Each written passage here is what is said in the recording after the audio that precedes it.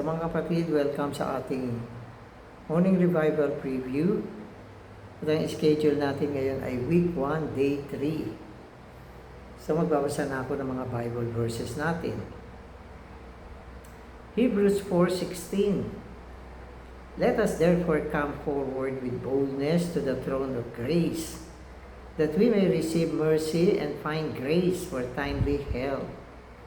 So dito, ang trono sa panahon na ito ay tinatawag na trono ng biyaya. So anong trono ngayon? Trono ng biyaya. At dito merong malakas na pag-uudyok,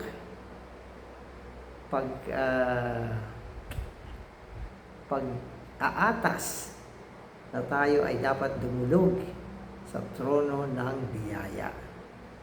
Anong meron sa trono ng biyaya? Mercy, kaawaan. Ano pa? Siyempre, grace mismo. Mercy and grace. So, pag pumunta ka sa trono ng biyaya, huwag kang matakot. Kaya sinama niya yung salitang boldness. Bakit merong boldness? Sapagkat meron tayong dugo. Kung wala tayong dugo, hindi tayo makakalapit sa trono ng biyaya.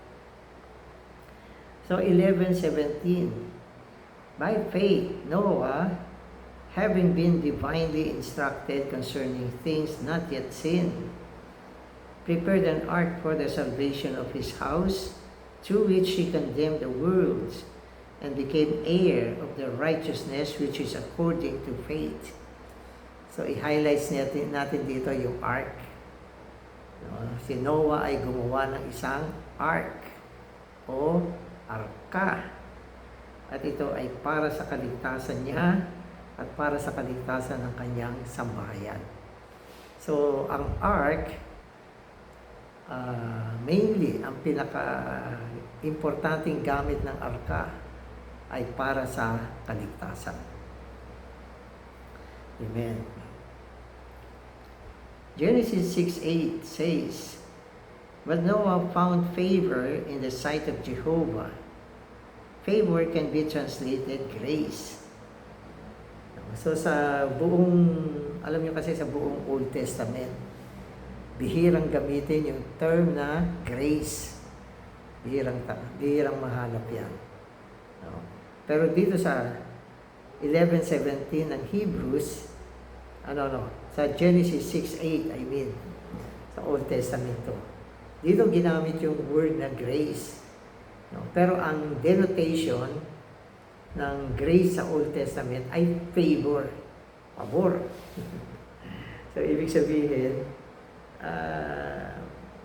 paano ba natin ipapaliwanag ang pabor? Parang pinaboran ka. Ganyan, na maski na hindi ka naman karapat-dapat, binigyan ka ng pabor para sa isang bagay. Pinagbigyan ka. So, parang gano'n. Alam niyo kasi ang mga tao na ginamit ng Diyos, marami rin yan, lalo sa Old Testament. Marami mga taong ginamit ng Diyos. Katulad nila Moses, Elijah, Samson, Gideon, David, Solomon. So marami, mga propeta. So yan ay mga ginamit ng Diyos. Madalas kasi, ang concept ng tao, kaya ginamit ng Diyos ang isang tao dahil magaling siya. Diba? Galing siya. Marami siyang angkin na katangian. Meron siyang talino, meron siyang kakayahan, at siya ay pambihira ang kanyang mga nalalaman. So yun yung concept natin. Pero yung concept na yan, mali. Walang tao na kaya ginamit ng Diyos ay magaling. Hindi. Paano tayo magiging magaling? Mga natisod na tao tayo. Mga tao na hatulan. Mga tao na ginlaman. Paano tayo magiging magaling? Wala naman tayong kabuluhan sa mata ng Diyos. Pero, sa kabila niyan, ang Diyos ay Diyos na nagbibigay ng pabor. Kaya kung ikaw ay ginamit ng Diyos, yan ay pabor sa iyo. At sino nagsabi sa Diyos na paboran ka? Wala. Gusto niya yun eh. Siya ang pumili, siya ang nagdesisyon na bigyan ng pabor ang isang tao. Kaya si Noah ay isa sa mga tao na nagkamit ng pabor mula sa Diyos. Hindi dahil sa magaling siya. Siya ay ginamit ng Diyos at nakakita siya ng pabor sa mata ng Diyos. Kaya walang pwede magmalaki. At itong pabor na ito ay grace kung tawagin sa lumang tipan. Kaya dahil siya ay nagtamo ng grace, ginamit siya ng Panginoon. Pero yung concept na ganito, meron pa rin yan sa bagong tipan. Kung ikaw ay may mga pagkakataon, nakakapaglingkod sa Panginoon, nakakagawa para sa Panginoon, huwag mong iisipin na dahil magaling ka. Yan ay pabor lang yan. Pabor na binigay ng Diyos sa atin. Pero ang salitang grace o pabor sa Old Testament ay meron pa rin mas malalim na kahulugan. So, magbasa tayo. Grace is God Himself enjoyed by us and helping us to face the situation of the flesh. If it were not for the flesh, probably God would not have to give us so much grace.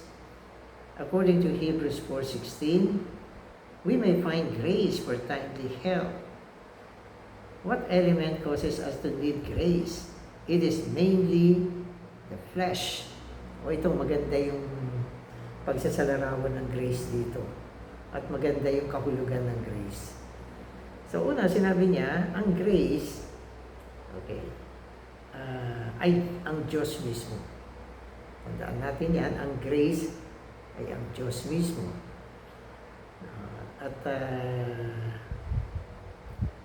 Marami mga verses na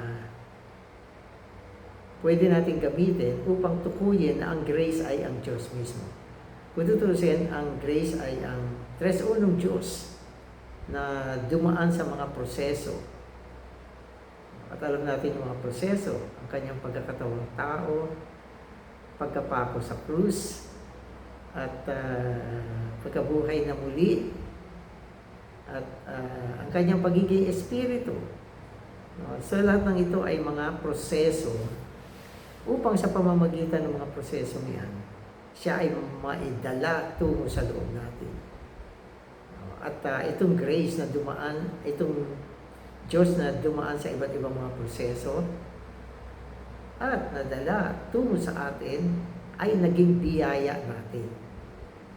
Na ang ibig sabihin, siya ang kailangan mo bilang kalakasan, katalinuhan, tagumpay, pamamaraan, lahat ng kailangan natin, siya mismo. Halimbawa, mahina tayo, bumaling tayo sa Kanya, nagiging kalakasan natin siya. Ito ay grace, ang Diyos mismo.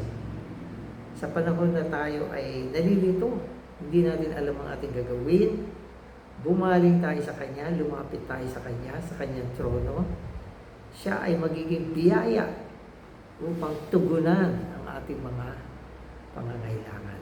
So, yan ang magandang definition ng grace. Subalit, sinasabi sa atin na kailangan natin ng grace dahil tayo ay laman o may laman. Dahil sa laman, higit natin kailangan ang grace. So, anong ibig sabihin nito? Sapagkat ang lahat ng mga negatibong bagay sa buhay natin ay sanhi ng laman. Sanhiyan ng laman. Dahil sa laman, marami tayong kahinaan. Marami mga bagay na hindi natin kayang gawin. At marami mga panahon, dahil sa laman, tayo ay natitison, nawawala sa tamang sitwasyon dahil sa laman. So, ito laman, terrible ito. kanyang dating sa buhay natin, terrible. Napakasagabal niya sa maraming mga bagay, lalo na pagdating sa mga espiritual. Napakasagabal niya, hadlang siya, at maraming panahon tayo ay nabibigo dahil sa laman. At dahil dyan, kailangan natin ng biyaya ng Panginoon. Sapagkat kung walang biyaya, wala. Sino makakabangon? Sino makakasulong? Sino magiging overcomer? Sino ang pwedeng maging malakas? Sino ang pwedeng maglingkod? Kung walang biyaya, wala. Wala talaga. At alam niya ng Panginoon. Alam niya na tayo ay merong laman. At dahil sa laman, tayo ay nabibigo at mabibigo. At tugunan ang lahat ng mga kahilingan ng Espiritu. Subalit, sa pamamagitan ng biyaya, tayo ay nagiging matagumpay. Hindi dahil tayo ay malakas, magaling, at maabilidad. Hindi. Kung may tagumpay, dahil sa biyaya ng Panginoon. Kaya sinasabi ni Paul, by the grace of God, I am what I am. Sabi niya gano'n. Hindi dahil magaling siya, kundi by the grace of God. Dahil sa tres unong Diyos na naidala sa atin, marami mga bagay na napagtatagumpayan natin, nadadaig natin, nalalampasan natin, nakakahanap tayo ng paraan. Lahat ng ito dahil sa biyaya ng Panginoon. Hindi dahil magaling tayo. Tayo ay walang magagawa sapagkat tayo ay mahina, may laman. Amen.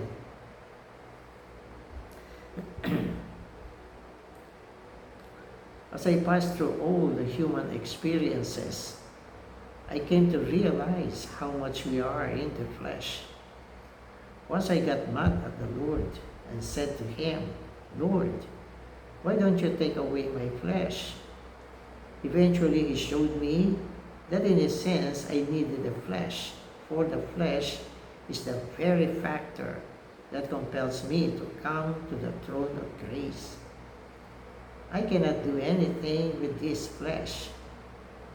All I can do is go to the throne of grace. Although there is nothing that we can do, yet there is somewhere that we can go, the throne of grace. Amen. So, ito ay mga salita ng isang tao na maraming karanasan sa buhay, na kung saan sinasabi niya na tayo mga tao ay talagang nasa laman. Aminin mo man at hindi, tayong lahat ay nasa laman. Kaya nga sinasabi niya yung karanasan niya. Minsan sinabihan niya ang Panginoon. Nainis na siya. Nakakainis na talaga yung laman. Kasi isipin niyo,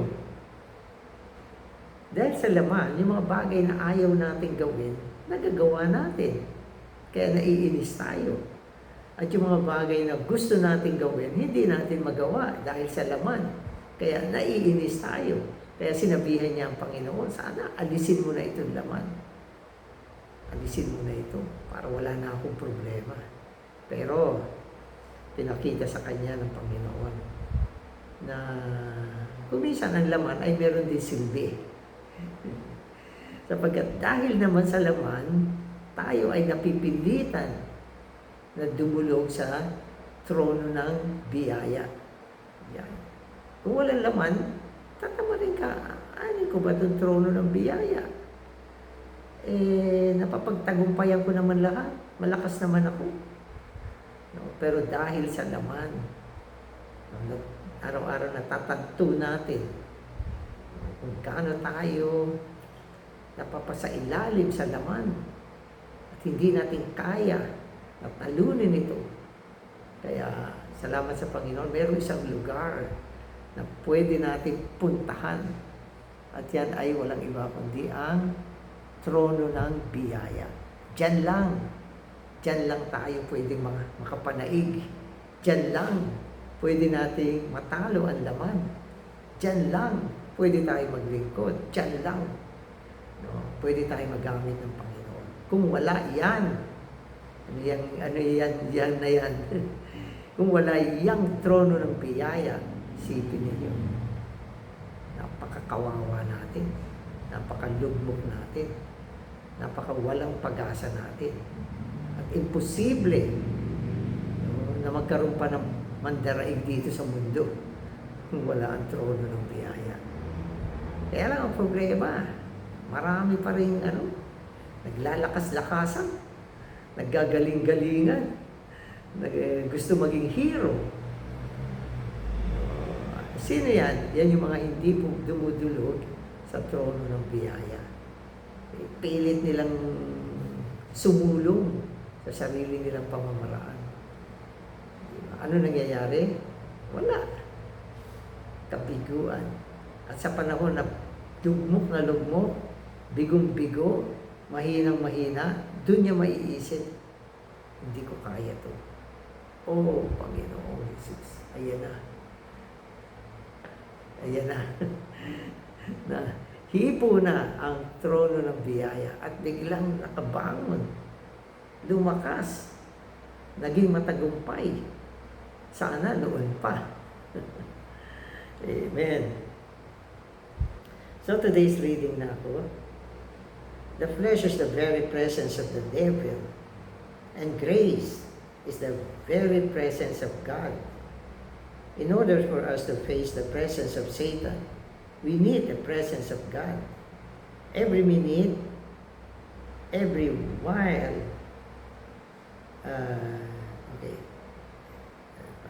every minute, even while we are praying, Satan is in your flesh.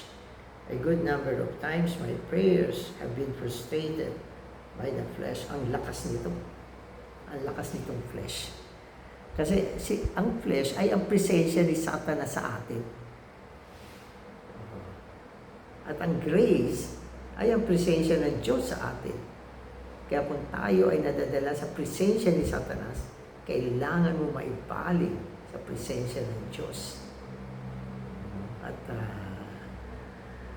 yan lamang ang ating pwedeng gawin. Wala nang iba. Kaya sinasabi niya, yung flesh lagi na sa atin. Kung minsan, maging sa panahon na nagpe-pray ka, dumadating pa rin yung flesh. At yung prayer natin nasisira dahil dyan. Kaya ganyan katindi ang laman, mga kapatid. Kung ninyo ito maliitin, matindi ang laman. Amen. This frustration of the flesh forces us to come to the throne of grace. Although Satan is greater than we are, God is greater than Satan. Since Satan is here with us, we need God to be present. We have to say, Lord, you know that your enemy is right here. You have to come and stand with me against him. When God comes to us and stands with us, that is grace. So mga kapatid, huwag nating kakalimutan na si Satanas ay mas malakas kaysa sa atin. Kaya tinatawag siyang strong man. Mas malakas siya kaysa sa atin. Subalit, ang Diyos ay mas malakas kaysa kay Satanas. Kaya sa panahon na tayo ay inaatake ng kaaway, kailangan hilingin natin na ang Diyos ay samahan tayo. Ang Diyos ay mapasa atin. Tayo ay maipaling sa presensya ng Diyos. At hilingin natin sa Diyos na samahan tayo upang tumayo, mapagtagumpayan ang masamang isa. At sa panahon na yan, ang Diyos ay ang ating biyaya. At tiyak na matatamo mo ang tagumpay. Pero never na maging matagumpay tayo sa ating sarili, kung tayo ay nag-iisa, kung tayo ay wala sa presensya ng Diyos, kung tayo ay wala sa lugar na tinatawag na trono ng biyaya. Ito ang ating kanlungan. Ito ang lugar na hinanda ng Diyos para sa atin. At sa lugar na yan, lagi kang matagumpay. Kaya huwag natin kalimutan ang trono ng biyaya. With God's creation, there is nothing of God Himself in His creatures. In God's creation, He did a work with His hands, not with Himself, but in His building. God works with Himself as the material. God's building is a divine mingling of God Himself with man as His creature. So, iba ang creation at iba ang building. Sa creation, ang kamay lang ng Diyos ang gumagawa. Alam mo, lahat ng bagay nilikha niya sa pamamagitan ng kanyang kamay. Ang kanyang kamay ay isang kamay na naglilikha. Maging tayo mga tao ay nilikha niya. Subalit sa aspekto ng creation, tayo bilang mga nailikha, wala ang Diyos sa atin. Tayo ay nilikha ng Diyos bilang mga nilikha. Pero sa aspekto ng paglikha, wala ang Diyos sa atin. Pero meron isang proseso o gawain na ginagawa ang Diyos. At yan ay tinatawag na building, pagtatayo. Sa gawain ng pagtatayo, ang Diyos mismo ay naging material upang isagawa ang kanya sarili tungo sa mga nilikha na katulad natin. Kaya ang building ay paghahalo ng Diyos at ng tao. Ang Diyos na itatayo sa atin, ang kanyang sarili, na iahalo sa atin, na dadala bilang kaisa natin, at ang kanyang pagtatayo ay ang pagtatayo ng kanyang sarili tungo sa atin. Kaya ito ay isang building. Amen. Ito ang mingling, paghahalo ng Diyos at ng tao. As merely a part of God's creation, we have nothing of God within us. But as a part of God's building, we have something of God within us. What is God building? It is the building of Himself with humanity. Amen. So sa bahagi ng sannilikha, okay, walang bahagi ang Diyos sa atin. Maski sa panahon na nilikha ng Diyos si Adan ay nilikha, pero ang Diyos ay wala kay Adan. Si Adan ay si Adan, ang Diyos ay ang Diyos. So yan yung sinasabi natin, paglikha. Subalit sa aspekto ng pagtatayo, ang Diyos dinala niya tungo sa tao.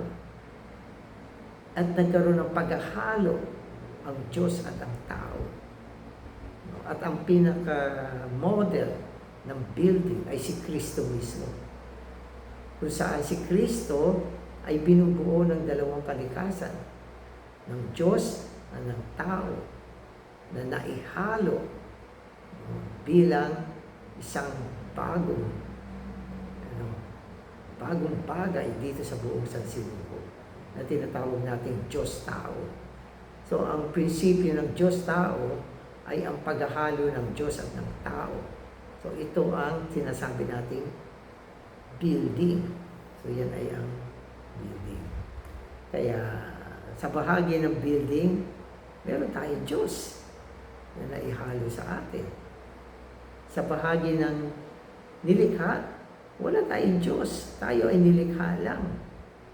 Pero salamat sa Panginoon, hindi lang tayo mga nilikha, tayo rin ay naging bahagi ng pagtatayo ng Diyos. At yan ay ang Diyos na tinatayo ang kanyang sarili tungo sa atin sa pamamagitan ng pagkahalo ng kanyang sarili tungo sa atin. At hindi lang hinahalo, lumalago pa siya sa atin. Ang paglago ay ang paglago ng Diyos sa loob natin. So yan ang pagtatayo. Amen. So the first building of God in the scriptures is Noah's Ark. The ark is a type of Christ as the Redeemer to be the Savior to us. With Him there is redemption, deliverance, salvation, safety, and refuge. Why then was the ark a building? So, yung ark pala ay ang unang pagtatayo sa Biblia. Alam naman natin na ang arko ay tinayo ni Noah. Subalit yan ay sagisag ni Kristo, na kung saan sa pamamagitan ni Kristo, nagkaroon tayo ng katubusan, na isilang tayo muli. Ano pa? Na palaya tayo. Nagkaroon tayo ng kanlungan. At si Kristo ang tunay na arko sa bagong tipan. Tayo ay pumasok sa Kanya, siya ay pumasok sa loob natin. Kaya tayo ay naging pag-aari ng Diyos at naging pagtatayo ng Diyos. Ang ganda ng pagsasalarawan ng arko. Christ the Redeemer and Savior is a building. Christ is not only God, but a God-man. He is God built together with men. John 1:1 says that in the beginning was the Word, and the Word was God. However, verse 14 says that the Word became flesh. Amen. So, nung dumating ang Panginoon, siya ay tinawag na ang salita. Hindi lang siya ang manunubos, kundi siya ang salita. Na ang ibig sabihin, si Kristo, okay, bilang salita, ay naihalo sa tao. Ang Diyos ay naihalo sa tao. At ang paghahalo na yan ng Diyos at ng tao ay naging isang Diyos-tao, isang pagtatayo. At sinasabi sa atin, ang salita ay ang Diyos na nagkatawang tao o naging laman. At sinabi sa atin na ang Diyos ay nagtabernakulo sa atin. So, babasahin ko itong lugar na ito. The Word, as God mingled Himself with humanity, this was a building. Verse 14 says that when Christ, the Word of God, was incarnated in the flesh, He tabernacled among us.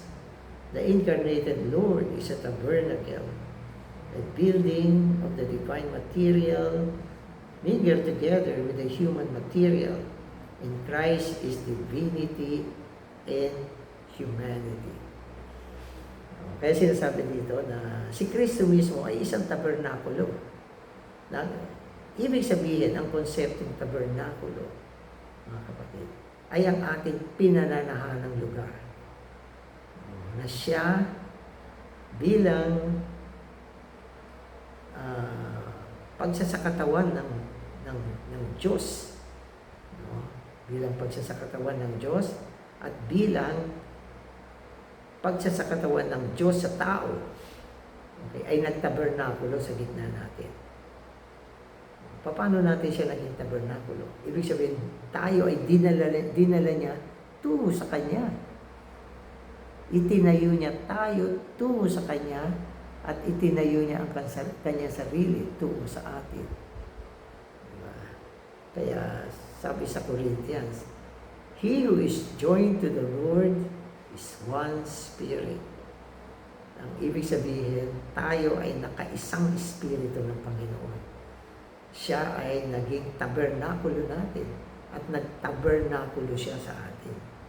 Ito ay ang pagtatayo ng Diyos sa tao. Amen. His two natures are the materials which are mingled together and built up as one. Christ as the Savior, who is God incarnated as a man, is the building, the mingling of divinity with humanity, a building of God with man. Amen. Kaya ito ang pinaka-wonderful thing sa buong sansinuko, na ang Diyos tao ay nagkalakip, nailakip sa isa't isa, diba? Nabuo, nagkahalo. At ang unang paghahalo ng Diyos at tao ay si Kristo, na kung saan sinabi na siya ang salita. Ang salita ay ang Diyos, at ang salita ay naging laman. Hallelujah! Ang Diyos na salita ay naging laman, nang ibig sabihin naging tao. At ito ay walang iba kundi ang Panginoong Hesus. At bilang unang Diyos-tao, siya ang naging huwaran, modelo, diba? Siya ang naging hulmahan. At mula sa Kanya, ibinunga niya ang maraming mga Diyos-tao. At ang prinsipyong ito ng paghahalo ng Diyos at tao ay isang pagtatayo. At itong pagtatayong ito, mga kapatid, ay siyang ekonomiya ng Diyos ngayon, na kung saan ang Diyos ay sinasagawa niya ang kanyang sarili tungo sa tao. At salamat sa Panginoon, hindi lang tayo nilikha, kundi tayo ay naging isang pagtatayo ng Diyos. Amen. So before we were saved, we were only a creation and not a building. However, now that we are saved, God has mingled Himself with us. He has mingled the divine nature with our human nature, making us a divine building. Amen. Salamat, Panginoon. Kami ay hindi mo lang nilikha, kundi kami ay naging pagtatayo mo, na kung saan dinala mo ang iyong sarili tungo sa amin upang magkaroon ng isang paghahalo ang Diyos at tao, at maibunga ang Diyos-tao, at maibunga ang iyong pagtatayo. Salamat, kami ay hindi lang mga nilikha, kundi nagkaroon ng bahagi ng Diyos. Ang Diyos ay naihalo sa amin, kami ay naihalo sa Diyos. Salamat, Panginoon. Amen.